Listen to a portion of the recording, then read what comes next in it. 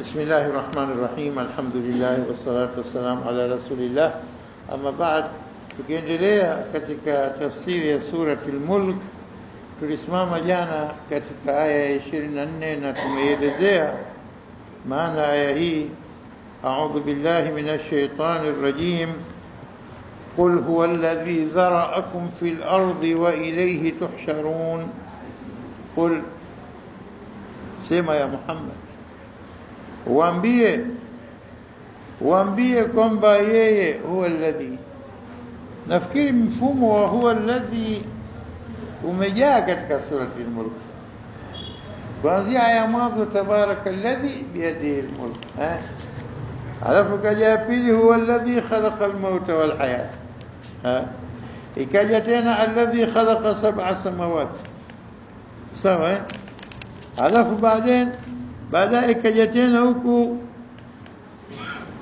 katika aya 15 huwa alladhi ja'ala lakumul arda dhalula yeye ndiye ambaye hii sura tabaraka moja katika makusudio ya sura hii nzima yeye ndiye ambaye ishafahamika yeye ndiye ambaye anatamba kwa hivi kwa hivyo ile moja yeye Allah ndiye ambaye huwa alladhi yeye ndiye ambaye amefanya hili na hili na hili na hili sawa moja katika malengo yake ni kwamba natakuwa anamfahamisha mja wake kwamba ni yeye na utaona Qur'ani inakuja mfumo mbalimbali kwa mfumo yeye ambaye mfumo wa mimi mfumo wa yani mimi hapa pasa anazungumza almutakallim mwenye kusema au mfumo wa yeye alghaib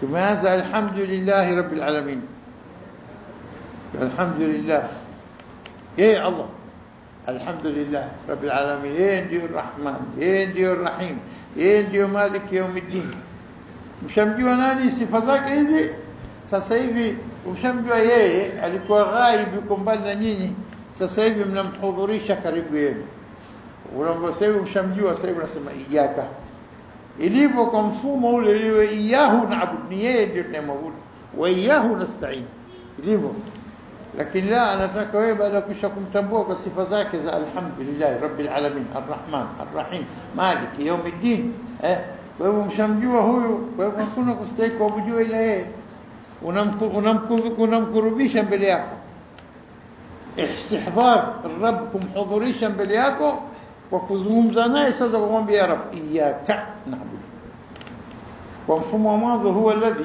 ndo kama hapa na kule alhamdulillah arrahman rahim alhamdulillah yasema alhamdulillah hajakwambia alhamdulillah la akwambia alhamdulillah nani hadha huwa rabbil alamin mola yote ndiye ndo rahman yeye ndo nani yeye ndo rahim na yote haya yeye ndo maliki yawmiddin mfalme usiku malipo ala ikiwa ni hivyo basi hakuna njia ila nizungumza na wewe direct sasa ya rab inakuwa iyyaka na'budu kwa mfumo wa mwanzo itakuwa iyahu na'budu yeye basi kwa hiyo tunaabudu wa iyahu nasta'in yeye ndio tunataka msaada kwake lakini la sasa hivi istihdhar rabb amamak unamhudhurisha mbele yako na kuzungumza naye direct sasa kumbe iyyaka na'budu wa iyyaka nasta'in ewe mola nakuomba sasa ihdina siratal mustaqim kwa hivyo hapa mfumo wanaotumia sana kwa kusema huwa alladhi mfumo mwingine anataka kuambia innani ana Allah la ilaha illa ana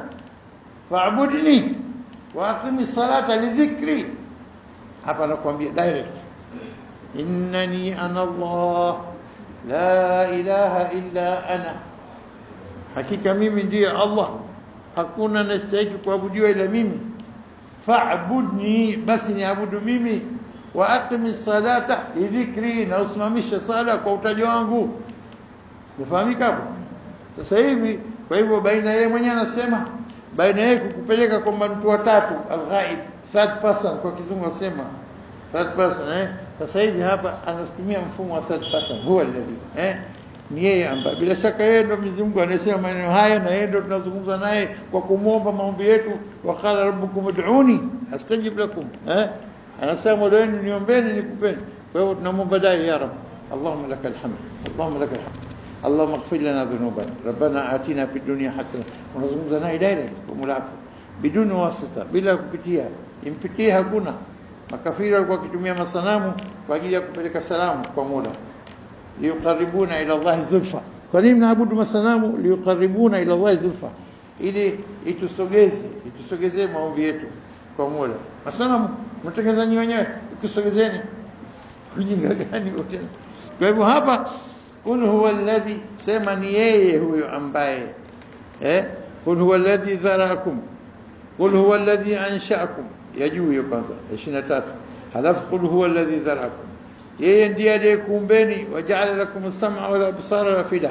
Baada kukumbeni huo mfumo mzuri, fi ahsani taqwim, ikram min Allah laka ya ibn Adam, kukirimu wewe na kukupa sifa zote hizi na uzuri wote huu na akili, akakupa sam'a wal basara wal fuad. Haya mambo haya muhimu sana umepewa wewe. Halafu baadaye, baada ya kukuumba Mungu mzuri, akakutawanyeni katika ardhi. Qul huwa alladhi dhara'akum fil ardi, yani bathakum fil ardi wa batha minhuma rijalan kathiran wa nisaa. Naam, qul huwa alladhi dhara'akum fil ardi wa ilayhi tuhsharun. Na kwa hivyo kwake yeye mtakusanywa, kama alivyokutawanyeni katika ardhi yote. Famshu fi manakibiha wa kulu min rizqi, kuleni katika kila kona, endeni kila pahala na mle katika riziki yake Allah, basi mtarejesha kwake, ilayhi tuhsharun.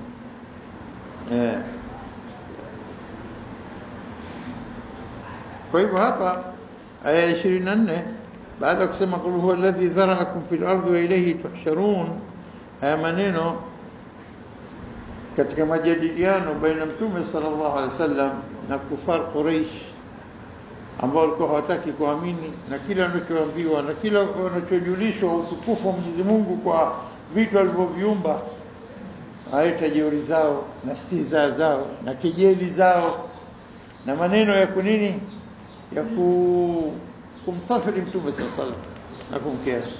Wanakuja na muuliza, ويقولون متى هذا الوعد إن كنتم صادقين. ويقولون متى هذا الوعد إن كنتم صادقين. na wanasema makafiri walikuwa wanasema kumwambia Mtume sallallahu alaihi wasallam na kuuliza mata hadha alwa'd, nishika kuna kiama taadhibisha, tuambie basi siku gani itakuwa hii wa'di wa Mwenyezi Mungu aliweka kwamba atateremsha maangamizi yote, alafu watu wote watakufa, alafu kisha wakusanywe mbele yake. Siku gani basi itakuwa? Tuambie basi kwenye tupate kujua. Sema sizai wayaquluna mata hadha alwa'd in kuntum sadiqin. Mwenyezi Mungu katika kitu alichokiacha siri kabisa ni siri ya kiyama. Hata malaika hawajui, hata malaika almuqarrabun walikuwa karibu kabisa hawajui. La hakuna Jibril anayejua, wala Israfil, wala Mikail, wala malak al-maut, wala hata wajui. Mpaka yule aliyokamata baragumu siendo ajue habari za mwanzo, basi yeye tokea miaka yote ile kakamata barabanda lake na kaweka mkono, anatega sikio linaambwe go piga bastola, watu wazifufue bio. Basi anangoja apige, haya sasa hivi tayari apige, kalikamata tayari, uko tayari, kama anataka kutaka kupiga na kaweka sikio na tega na ngoja apewe amri ya piga.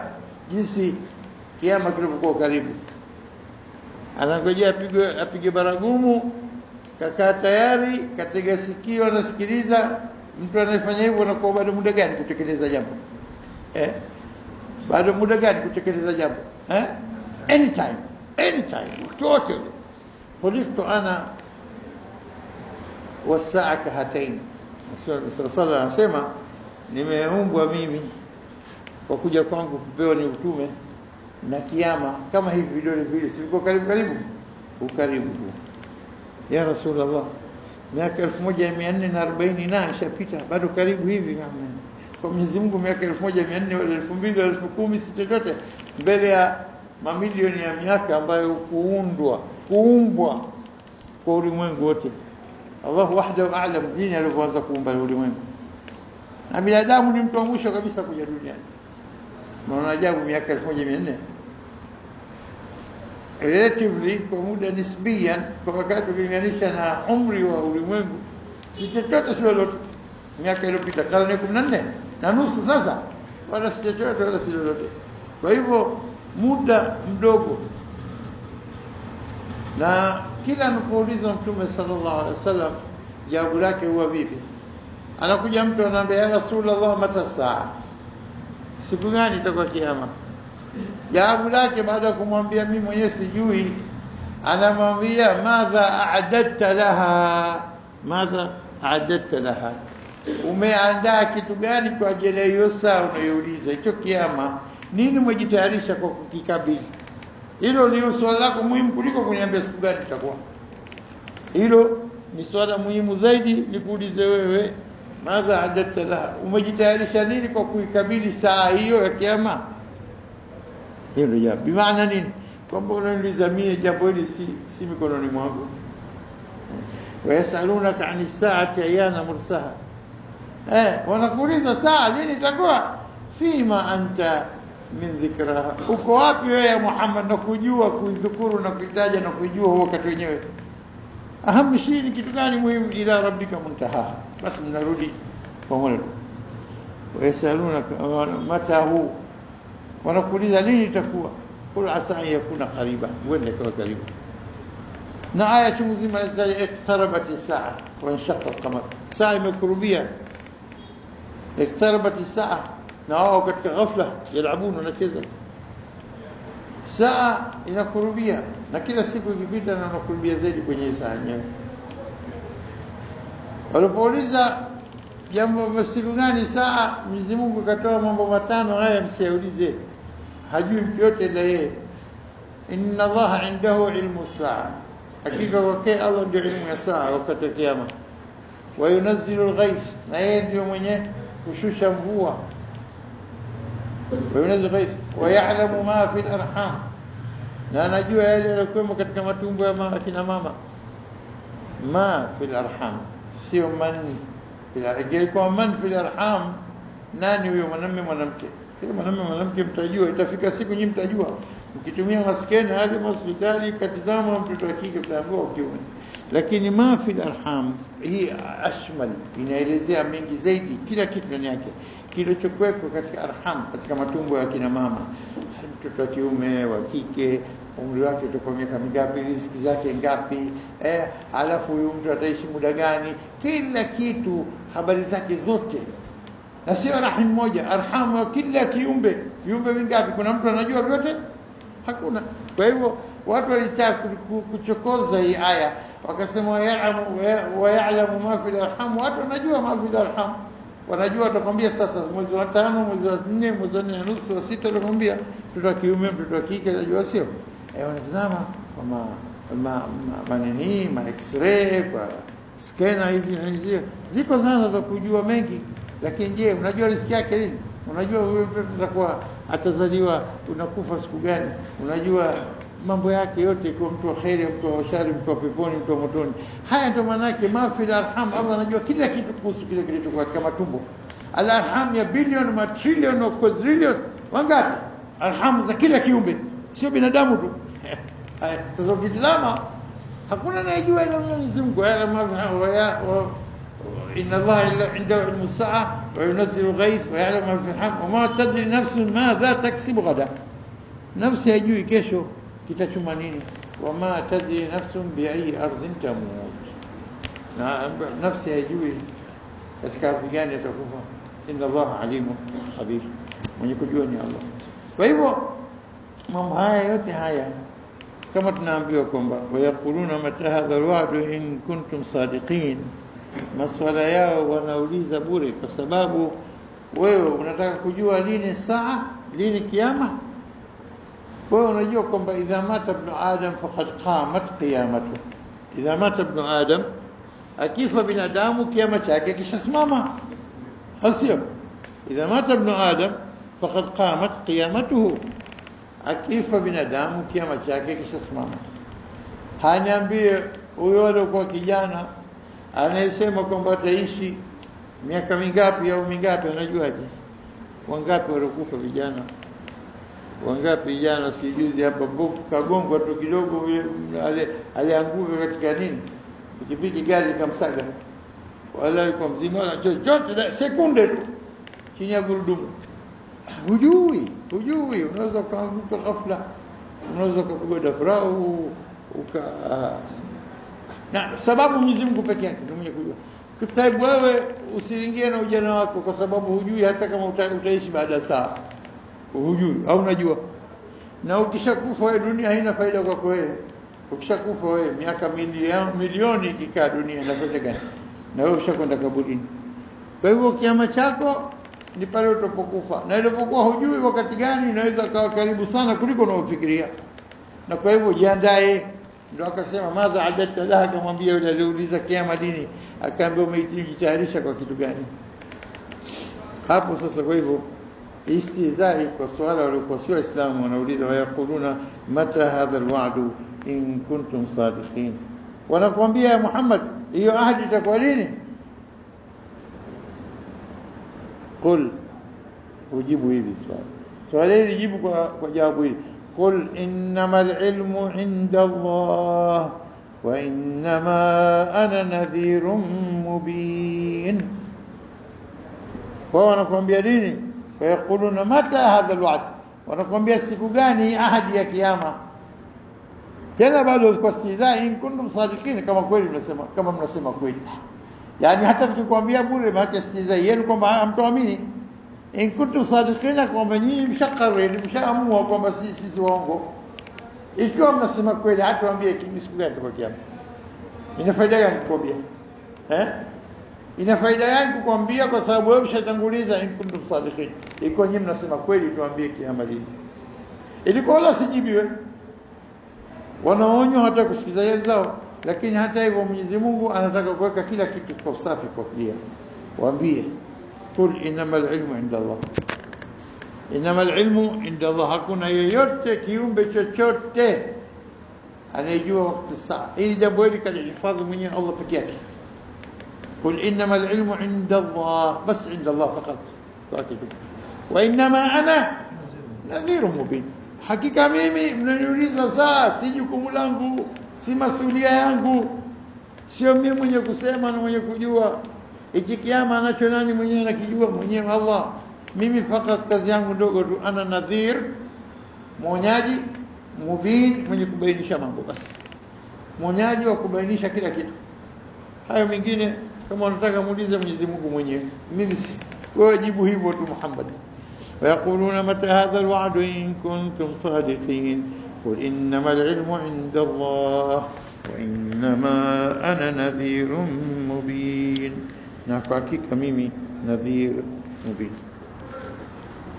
Inshallah tutasimama hapa kwa kipande hiki hizi aya tatu kuhusu zaidi habari ya kiyama. Nataka mazingatio kwamba kila anayefanya istihza kwa kiyama, kila anajiona kwamba ana muda mrefu, fatala alaihimul amad faqasat qulubuhum, wakaona bado muda mrefu wanao, kwa hivyo nyoyo zao zikawa kasi, zikawa ngumu, hazisikii chochote, hazisikii nasaha. Kila mtu akiona nitaishi sana, bwana iko time bado ya kutubu, acha sasa hivi starehe, acha ni enjoy life. Huu mtazamo wa kudanganyika mtu ndio kaambua hii hayatu dunia mataa ghurur, starehe za udanganyifu, kwa sababu unakudanganya unajiona wewe kijana una time ya kutosha ya kustarehe kabla hujaanza kutubu. Utashtukia umekufika jambo, hiyo toba hujaipata, au unaweza kuzama mpaka ukaisahau toba, au ukakudanganya ukakufuru mwisho baadaye. Kwa hivyo hili ni swala, siku gani kiyama? Kiyama ni amruhu inda Allah, iko kwa Mwenyezi Mungu. Na kitu muhimu alikuja nalo Mtume sallallahu alaihi wasallam ni kuwaidhi watu, kufikishia ujumbe, inna arsalnaka shahidan wa mubashiran wa nadhira. Wote kwa shahid na mwenye kubashiria pepo kwa wenye kufuata, na kuwapa onyo kali moto na subiri kwa wale wenye kupinga. Basi Hayo ndio yalikuwa muhimu, lakini hasa kila kitu kiko kwa Mwenyezi Mungu. Qul innamal ilmu inda Allah wa innama ana nadhirun mubin. Wa bihadha naktafi wallahu a'lam. Subhanakallahumma wa bihamdika ashhadu an la ilaha illa anta astaghfiruka wa atubu ilayk.